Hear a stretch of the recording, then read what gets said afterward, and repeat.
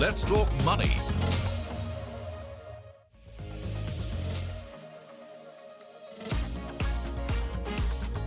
It's Wednesday, which means it's time for your personal finance date with me, Surabhi Upadhyay. So get ready.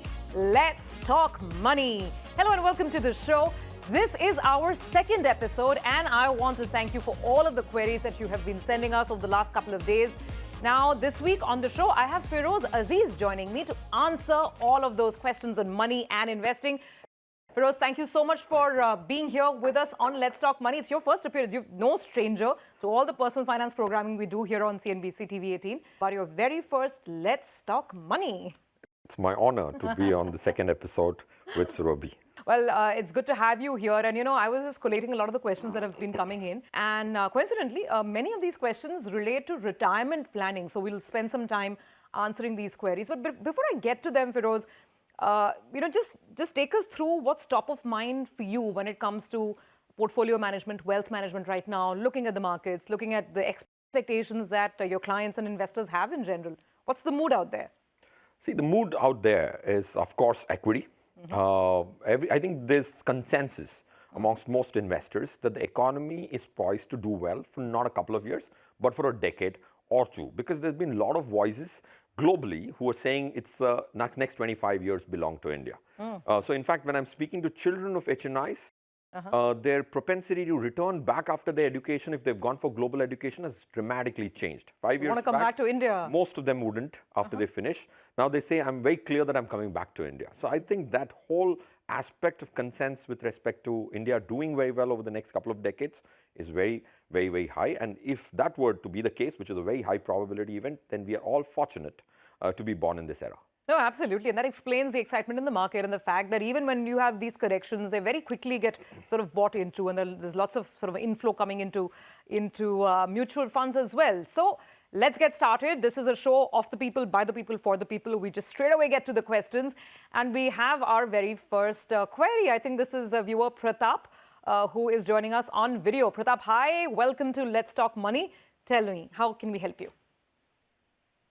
Yeah, hi Surabhi. Thank you for having me on the show.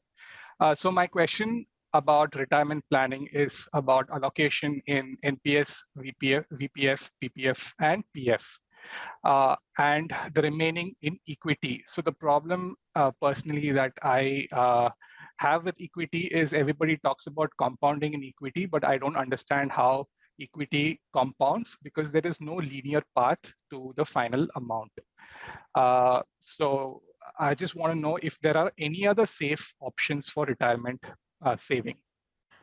Pratap, I mean, the way I see the question that you sent in to us on mail as well is that I think you're already invested in a lot of these schemes, PPF, VPF, EPF as well.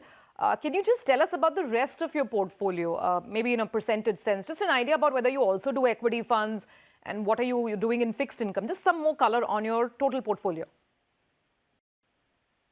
So I would say it's about 60-40, so about 60% in equity and about 40% in the others.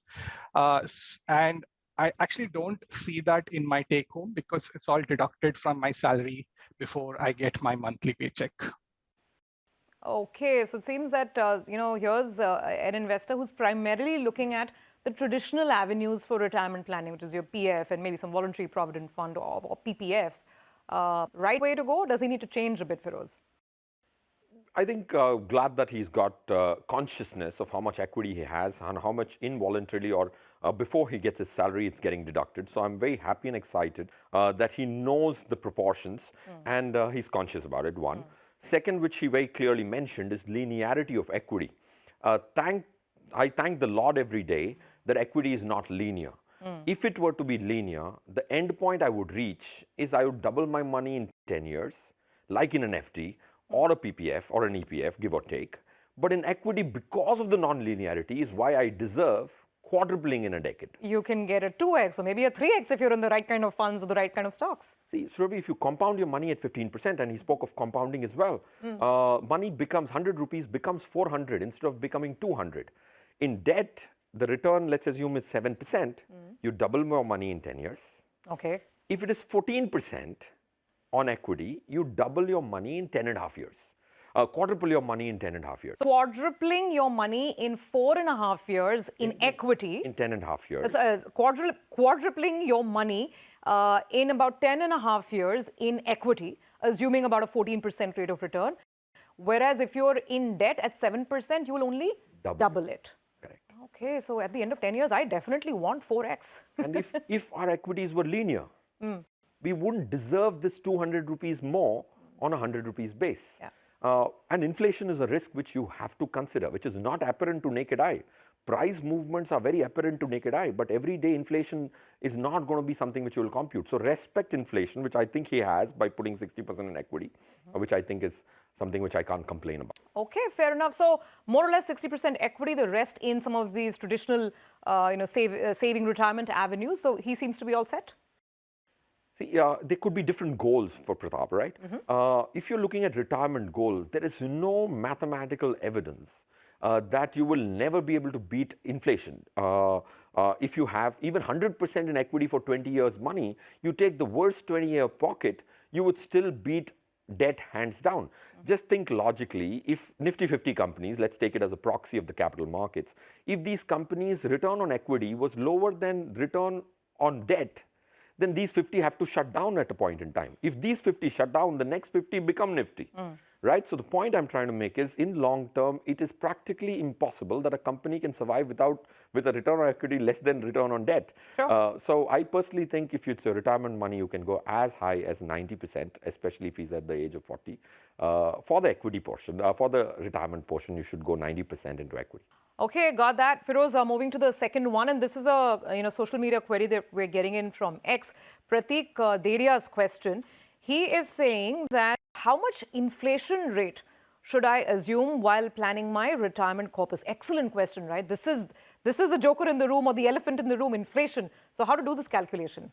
See, if you look at inflation, of course, we are in the business of trying to manage money for ultra HNI and HNI. So we did a lot of study in terms of what kind of inflation is relevant to this group.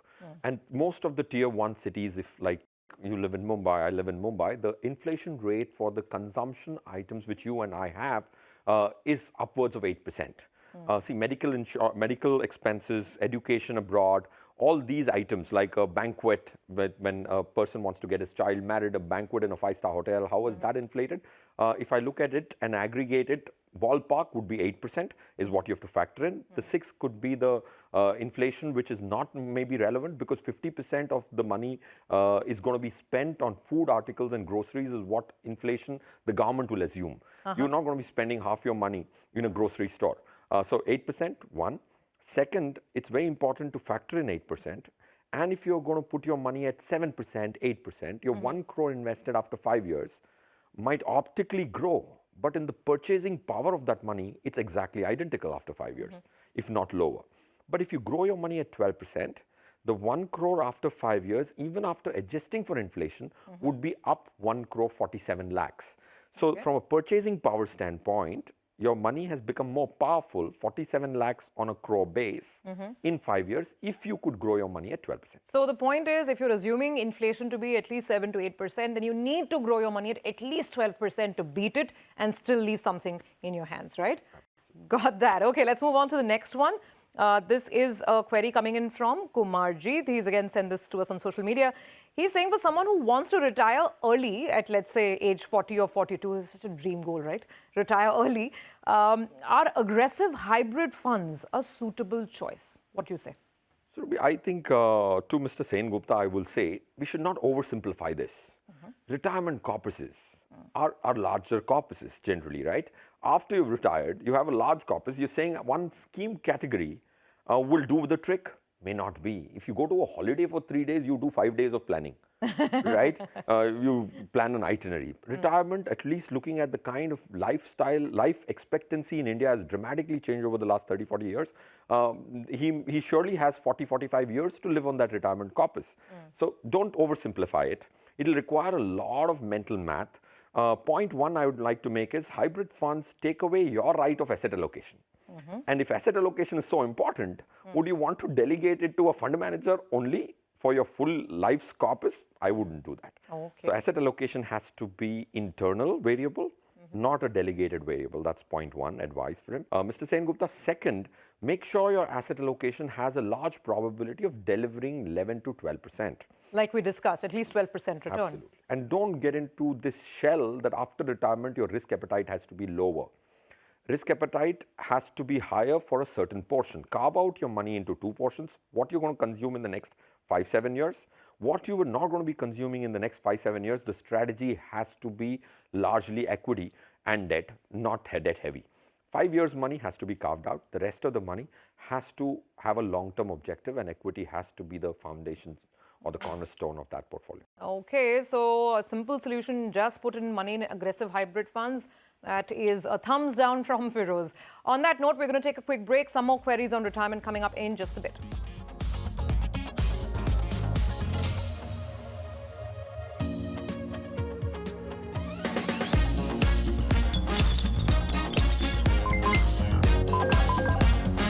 Let's talk money.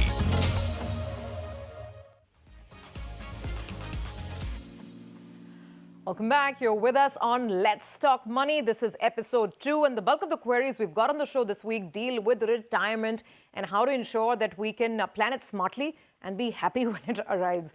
Feroze is, of course, answering all your questions, and there's one more coming in. This is the email query. I think, Feroze, you also have it in your notes over there. This is Jishnu's question. So I'll quickly just read this out and tell you what it's about. He's saying that he has planned his retirement via 4 mutual funds, right? And which are these funds? Parag Parikh ELSS, Quant ELSS, Canara Robeco ELSS, and HDFC Retirement Savings. Now, collectively, every month, he is deploying 17,000 rupees in these 4 funds. And all of the funds right now hold 1 lakh rupees. Now, he's just started out, and he wants to know if this is a good path to be on for the next several years. Will he have his dream retirement corpus if he stays on this path? What would you say? So I think, Surabhi, again, if you buy an ELSS, we did a study between ELSS performance of the same fund manager with an open-ended fund performance of the same fund manager, so that we can compare apples and apples. I always had this belief intuitively that the fund manager, if he gets more space and 3-year money, he's going to do a better job. On the contrary, the funds which were managed by the same fund manager in the open-ended format did better. Because the agility of the fund manager and the desire to manage it is so much more, because he knows this money, if I don't perform, goes out. In ELSS, it's locked in, so there is certain degree of lethargy in the fund manager as well. And mathematical evidence, 8 out of 10 fund managers did better in their open-ended counterparts. That's quite something. Correct. Quite a revelation. And now let's look at Jishnu's portfolio. It exactly says that. Now, if you look at the 4 ELSS schemes, the 3 ELSS schemes have not even beaten their corresponding portfolios. Now, if you look at Parag Parikh for the last 1 year has given 29.9, and Canara Robeco ELSS has given a 28.7, and HDFC Retirement has given 37.5. In absolute terms, these are great numbers. But an Anand Rathi model portfolio of 14 schemes has generated 42%. That's a 14 scheme basket I'm speaking about. So the same evidence seems to be reflecting even in a year like this, where freedom of 3 years should have done better. So I would say, of course, ELSS brings discipline, but what's the price you're ready to pay for the discipline is the thought I would leave Jishnu with. Okay, so don't get stuck on ELSS funds. Don't get stuck on aggressive hybrid funds to plan your retirement. So now let me ask the question on behalf of all our viewers, how to go about retirement planning, starting with that 7% inflation rate or 8% that you have to bear in mind. Devise the whole strategy for us. Correct. So I try to say that which are the variables you have to be very, very careful about. So if you wrote that down, tenure, what's the time frame, what's the inflation, what's the assets, what's the risk appetite, then comes what's the emergency fund, what is the withdrawal rate, and lastly, what is the kind of pressures in terms of EMIs. These 7 things are very, very critical. If you wrote this down and pondered upon these 7 points, by itself, your retirement is going to be so much more secure. A word of caution in this tenure inflation. Inflation, like we discussed in the earlier part of the show, don't go with the RBI published inflation, may not be relevant for the retirement of a affluent or a middle class family as well. That's one. Second, don't disrespect inflation. Most people, when they think of risk, immediately they think of price risk, movement in their NAV. That's the least of should be your concern when it comes to retirement. The biggest risk is if what you needed, now, like for example, if you look at inflation from 1979, what I could have bought in 100 rupees, today I need 2,700 rupees for the same commodity to be bought. This is the kind of periods where people, retirements are 20, 30, 40 years. So you have to be a little careful for risk. So, just to arrive at the corpus, is there some sort of rule of thumb, X times your, present lifestyle expenses or Y times along with the rate of inflation? Also, I know that, you'll say go for equity, but within equity, any type of funds that you think are good for long-term money when someone's looking at retirement? So the two questions intertwined. Let me quickly answer the first one. There is a thumb rule. It's very simple. See, at 7% also, the need will double every 10 years. So if your retirement is 20 years away, multiply your current expenses by 4. Okay. Right? Because it doubles every 10 years. That's 7%. I'm just trying to give a thumb rule. Yeah. So if I'm spending 1 lakh a month today, after 10 years, I will, for the same commodity, need 2 lakhs. I'll need 4 lakhs after 20 years. Assuming you don't change your lifestyle. Most people change their lifestyle. I was happy going in a train, right? But then my wife was happy going in a flight. My son says, I'll go business class. So that's a lifestyle upgrade. That is something which can really also hamper. That's called lifestyle inflation, which we generally don't factor in that 8%. Oh, absolutely. Okay, so I think that's a good classroom on how to start with retirement planning. And the first step is start early. Okay, Feroze, before we sign out on the show, we always have something called the Money Minute, which could be, gyan or mantra on anything personal finance, not necessarily retirement. So what's it going to be? So I would say diversification is one of the most misunderstood word or oversimplified again. Diversification has to be on 5 different dimensions, if not 5, at least 4 different dimensions. One is asset class diversification. If you have money greater than 75% in any of the asset classes, you have disrespected asset class diversification. Second is product category. Are you going to use mutual funds, ELSs, PMSs, AIFs? That's the diversification with respect to different product classes, not so important. Okay. Like I have all my equity money in equity mutual funds alone, not Just so one important. product, yeah. But it's a dimension, but not so important. The third one is AMC-wise diversification is also very critical because in our model portfolio 14 scheme, the best and the worst are from the same AMC. So it does not mean if you got the AMC right, you will be rich.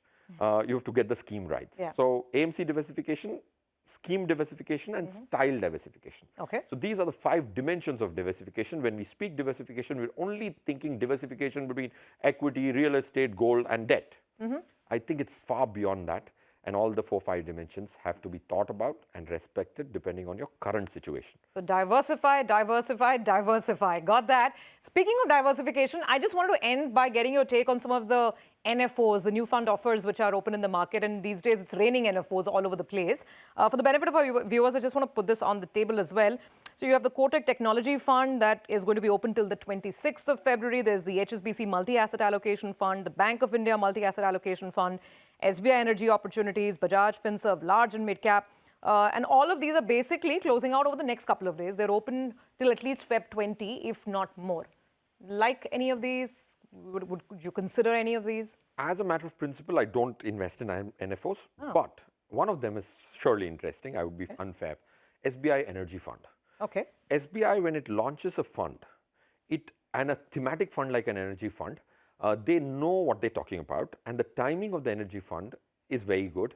And I think that will be one NFO you could participate in if you are anyways going to be participating in NFOs, because energy as a sector, they understand and they've launched it from a subtle message that this is a sector which we are bullish on. And otherwise you stay away from NFOs because higher costs, less track record? What's the issue?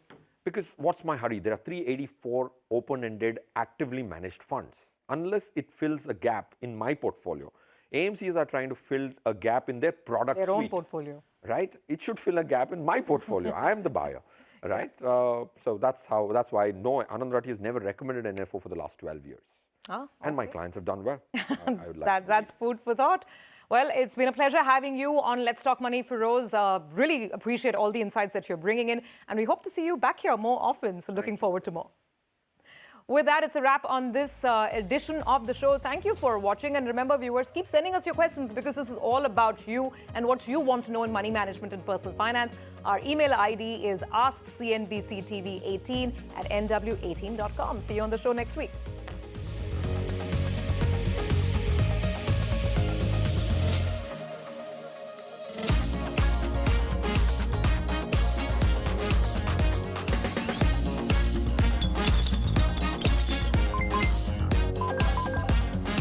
Let's talk money.